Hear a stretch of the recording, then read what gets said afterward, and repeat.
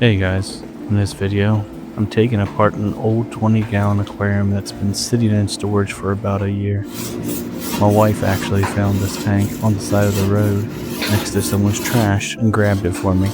She definitely supports my fish keeping addiction.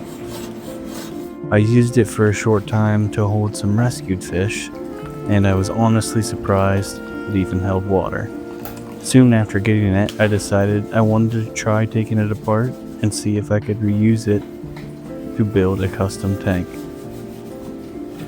This video kicks off a small mini-series, tearing down the tank, rebuilding a new one, and eventually doing a full aquascaping setup. Now I'll be honest, taking this tank apart didn't go as smoothly as I hoped. It took longer than expected, and I ended up cracking the glass while removing the top rim, which you'll probably notice from the beginning of this video. I'm definitely not an expert. I just had an idea and finally decided to try it. Inspired by channels like Serpent Design and the King of DIY. Here are a few things I learned during the teardown. 1. A heat gun works great for loosening silicone, but be patient and careful not to burn yourself. 2. A 6-in-1 paint scraper is super helpful for working the plastic rim while heating it. 3.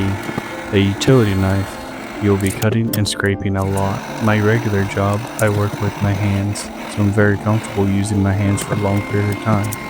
If you are not used to that type of work, ensure you find a utility knife that fits your hand comfortably. 4. An old bath towel. This helps protect the glass while removing the bottom rim and catches debris while you're working. 5.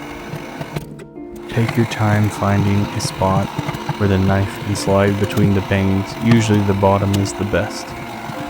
6. Small pieces of cardboard help create and hold gaps while separating the glass using the utility knife. And 7.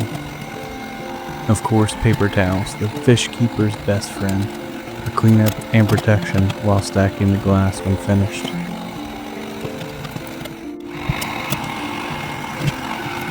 That's pretty much my experience tearing down a rimmed aquarium. Hopefully, this either helped you out or inspired you to try something new. Don't be afraid to fail. Some of the most rewarding projects comes from taking risks. Stay tuned for the next video in this series where I start cutting and building the custom tank. Thanks for watching. Have a good one.